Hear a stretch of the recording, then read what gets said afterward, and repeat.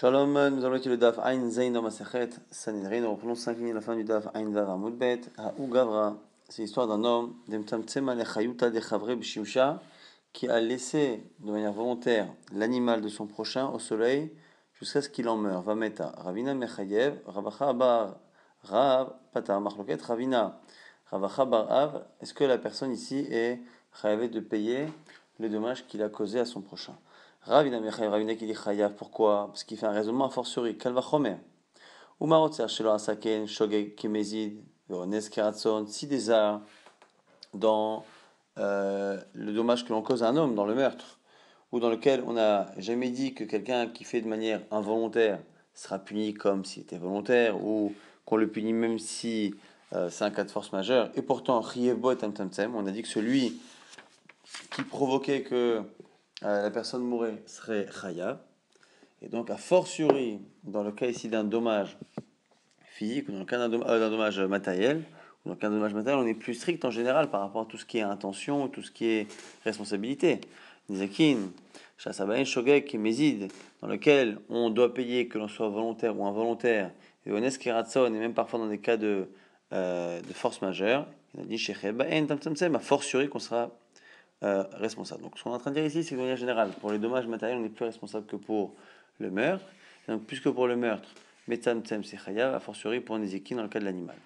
Ravachabar Rav Poter, pourquoi? Son petit-fils explique Amara Meshachia, Maïtama de Avoade Abba de Poter, quelle est la raison de mon grand-père qui disait que c'était pas tôt? Amara, à cause du verset qui dit Motumat Amakerotseachu, celui qui frappe, il mourra, c'est marqué à deux reprises, mourra, il mourra, le frappeur, car il est un tueur. Benzakin lo chiyevlan mitzamtzem lui dit que la répétition qui est marquée là-bas, c'est pour nous dire que c'est Davka par rapport au meurtre qu'on va rendre coupable là-dessus, mais pas ailleurs. Donc la logique ici du Kalvachomer serait contredite par un verset qui redit clairement que ça ne marche comme ça que dans Rotsach et pas dans Nezakin. Donc voilà la Chamarava, Kefato umet bera'a, celui qui enferme quelqu'un, qui le retient de telle sorte à ce qu'il meure de faim. Rava dit qu'il est pas tôt parce que la mort n'est pas venue directement de l'action qu'il a créée, qu'il a faite.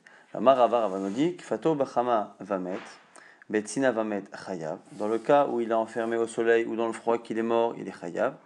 Sauf chama lavo, sauf tsina lavo, pato. Dans le cas où il a enfermé dans un endroit où il était prévisible, où il a prévu que la chaleur allait venir plus tard ou le froid plus tard, à ce moment il est pato. Donc si le froid ou le chaud qui va finir par tuer la personne est déjà présent et fait son action au début, où il est chayav, sinon il est pato. Et Amar, pato, si quelqu'un est devant un lion et que l'autre l'empêche de se défendre entre guillemets et qu'il l'attache, il est pato. Pourquoi il est pato? Il ne devra pas payer, parce que dans tous les cas, l'autre ne pouvait pas échapper au lion.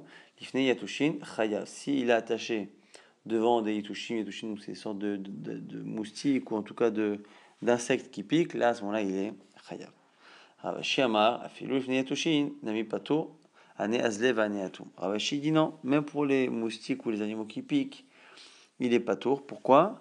Parce que c'est un peu comme la chaleur, dans le sens où même si au moment où il l'attache, il y a des moustiques sur lui, au final il va mourir de tous les moustiques qui vont venir plus tard, mais qui ne sont pas présents au début. Donc c'est comme la chaleur qui n'est pas encore présente et qui le sera plus tard, dans lequel on a dit qu'on était patour selon Rava. Itma dit kafa alav gigit ou para alav ma'aziva. Dans le cas où quelqu'un a retourné sur lui, gigit c'est une sorte de tonneau, en tout cas il a mis un objet lourd de telle sorte à ce qu'il soit étranglé, ou para alav ma'aziva, ou dans le cas où il a fait un trou dans le toit de telle sorte à ce que la personne meure de froid. Rava ve Rabizera chadamar chayav ve chadamar patour nesin machloket. Rava et Rabizera, un il dit que la personne est coupable, l'autre il dit que la personne est patour. L'agma propose de deviner. Tissaim de Rava ou de Amar patour. Je propose de dire que c'est Rava qui dit que c'est patour. D'Amar Rava, car Rava dit que fatou ou med verav patour. Celui qui a été attaché jusqu'à ce qu'il en meure de faim, la personne est patour. Alors c'est peut-être lui Rava qui dirait ici que dans le cas où on a mis le tonneau, où on a fait le trou dans le toit, il est patour. L'agma dit non, mais il y a aussi Rabizera qui a dit quelque chose de similaire. On va dire, Rava, au contraire, Tissaim de Rabizera ou de Amar Patour. Pourquoi? D'Amar Rabizera, Haïma de Aile ele Chavre Beveta de Shisha. Quelqu'un qui enferme son prochain dans une maison, Shisha en Shaïch en marbre, va dikle Shraga, et il allume là-bas une bougie. un feu, ou mettre Chayav. Il est mort à accouchement de l'asphyxie.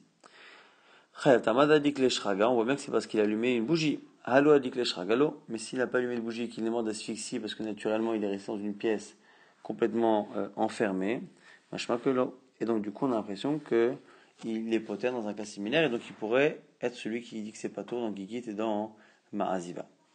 Alors la Gemara repousse en disant Amratam, Belo Shraga, Lomitri Lavla. Il dit parce que réellement, s'il n'y avait pas eu la bougie là-bas, c'est une situation où la personne ne serait pas morte d'asphyxie sans la bougie. Donc ça ne veut pas dire que s'il y avait une asphyxie à long terme, il aurait été poté. Alors que alors que là, quand il commence à lui mettre le tonneau, qu'il commence à suffoquer, évidemment qu'il n'y a pas besoin d'allumer une bougie pour le rendre hayav. La suite, un siman, moyen mnémotechnique, siman sulam, tris samanim, bekotel, amarava ravano lidechafol et sulam babor. On verra qu'il faut pour que la personne soit chayav, que la personne fasse le geste et qu'au moment du geste, les conditions soient déjà présentes pour que la personne soit en danger. Celui qui le pousse dans un puits, mais au moment où il le pousse, il y a une échelle, ou ba'achev et sileko. Et après l'avoir mis là-bas, une autre personne enlève l'échelle, ou même lui-même, afilou hu kadam sileko. Patour, il est patour. Devaina des chadier, yachol alotu. Car au moment où il l'a jeté dans le puits, et c'est cette action qui s'appelle un meurtre, ou qui pourrait s'appeler un meurtre, qu'au moment où il l'a jeté, il y a une échelle, c'est pas un meurtre. Et étonnamment, le fait d'enlever l'échelle n'est pas considéré comme étant un acte directement de meurtre, parce que c'est pas un acte qui est directement sur le corps de la personne. Et la Gemara va donner d'autres enseignements similaires. Marava zrak chet ou tris biyado ou ba'acher ventalo afiluhu kadam untalo patour. Celui qui jette une flèche sur son prochain. Et au moment où il lui jette, l'autre a un bouclier. Simplement, entre le moment où il lance la flèche et elle arrive, quelqu'un l'enlève au bouclier, ou même celui qui lance la flèche, alors au moment où c'est flash, il arrive à se retrouver là-bas avant que la flèche arrive, et il lui enlève la flèche, pareil, il est pas tôt, parce qu'au moment où il a lancé, il y avait un bouclier. Et le fait d'enlever le bouclier n'est pas une action directe sur le corps. Troisième cas, Amarava Zrak Bochet, le Samani Beyado, il lance une flèche à quelqu'un, et l'autre a des médicaments pour soigner la blessure. Ou Ba'acher, ou Pizeran, la filuhu Kadam, ou Pizeran, et une autre personne, ou même celui qui l'agresse, lui vole et lui jette ses médicaments. Il n'est pas tôt de Beina, des Chadibé. La Chol il trapote avant, encore une fois, car au moment où il lui a lancé, il n'était pas en danger de mort, puisqu'il avait de quoi se guérir. Amar Ravachar Ravachino dit, il kachafilu samanim bashuk. Ce qu'on apprend ici, c'est que lorsque quelqu'un blesse une personne avec une blessure ou quelque chose qui est soignable par un médicament qui se trouve dans la rue, dans le marché, dans les magasins, il est patour. Autre cas, dans le cas où au moment où on l'a blessé, il n'avait rien. Et après qu'on l'ait blessé, c'est là que les médicaments arrivent. Est-ce que ça annule rétroactivement le geste, au sens où ça ne le rend pas chavita ou pas? Il dit, dans ce cas-là, il sortirait du beddin en étant zakai, en n'étant pas coupable. Celui qui lance une pierre sur un mur. La pierre rebondit et tue. Chayav, il est chayav ici. Mais Tanatuna, et on a un Tana qui explique dans une Braïta,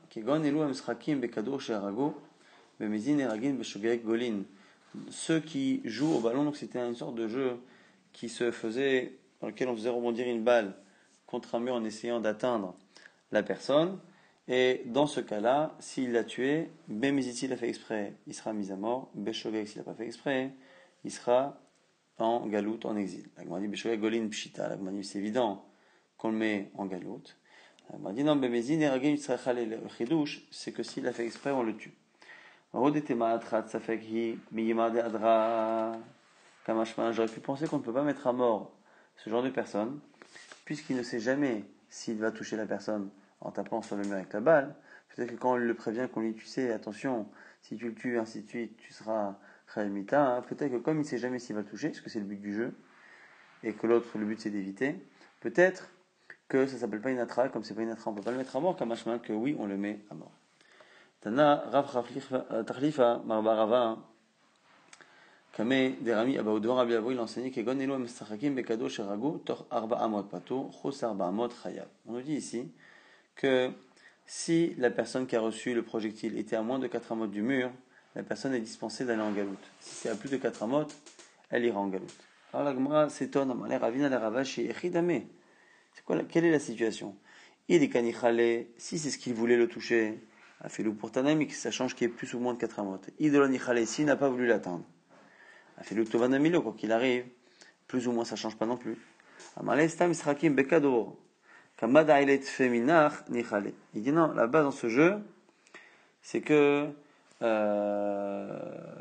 il veut justement faire en sorte que l'autre se rapproche du mur pour justement le toucher. Et donc ici, on estime que la personne, justement, comme elle veut que la balle touche, normalement, la personne ne veut pas que le ballon rebondisse à moins de 4 amotes. Et c'est pour ça qu'on estime là-bas que c'est pas tour. Donc dans le fond, ce qu'il veut, c'est toucher. On part du principe que si ça s'est passé à moins de 4 amotes du mur, c'est que finalement le geste n'a pas été exactement celui qu'il souhaitait accomplir. Maintenant, la Gemara s'étonne sur le principe que quelqu'un puisse être chayamita sur le dommage qu'il cause après un rebond. La Gemara dit des memra, des chaygav na kocho, ça veut dire que c'est directement sa force alors qu'il y a eu un rebond. Remis non objet parce que c'est marqué dans Paralav Kadesh, vinafal kitush al yado al tzad, lachar karnafal la shoket pasoul. Lorsque on prépare les cendres de la paradouma, on doit les mettre dans de l'eau, et on dit ici que c'est un cas où la personne est arrivée avec le kidouche, c'est la cendre de la paradouma, ça a glissé, et a priori ça a l'air d'avoir rebondi et d'être tombé dans l'eau, mais pas tombé directement. On dit là-bas que c'est pas soul, parce qu'il faut que ce soit lui qui Nathan El Keli qui donne dans l'ustensile, or ici, c'est pas lui qui l'a mis. La repousse en disant là-bas, c'est pas qu'il a lancé que ça rebondit, sinon ça aurait été kocho. Mais ici, il a fait tomber, ça s'est posé sur une pierre, et après, avec du vent, je ne sais quoi, c'est tombé. Donc c'est tombé vraiment tout seul. C'est pas kocho shel adam. Alors que quand quelqu'un lance et que ça rebondit, ça s'appelle kocho shel adam. Tash ma'amachat shayanutna alacheres. On nous parle là d'un cas d'une aiguille qui est tmea, qui a reçu une impureté. Shayanutna alacheres qui est posée sur de l'argile. Veiza Aléa, et là-bas on a jeté les mechatat pour la purifier. Safek anamachat isa safek alacheres isa umitsa aléa. On ne sait pas si on a versé sur l'aiguille ou si on a versé sur le cheres. Azaato pasoul, c'est pasoul. Alors on a l'impression ici que le problème justement est que on ne sait pas qu'il y a de l'eau sur la machat, sur l'aiguille, simplement, on ne sait pas si elle est arrivée directement et qu'elle est devenue pure ou est-ce que ça rebondit. Et donc, c'est la dette que si ça rebondit, c'est pas bon. Agma répond en fait, ici, le doute, c'est pas que est-ce que l'eau est arrivée directement ou est-ce qu'elle rebondit, c'est en fait, par un cas où on a juste trouvé matza, on a trouvé de l'eau sur l'aiguille, et donc il est probable que l'eau est coulée vraiment d'ailleurs et qu'elle ne soit venue ni directement ni indirectement de la force de l'homme. Et c'est pour ça ici que ce n'est pas une objection à ce principe-là qui avait l'air de dire que kocho chez la dame, c'est à la fois la force directe, à la fois la force indirecte par l'intermédiaire d'un rebond.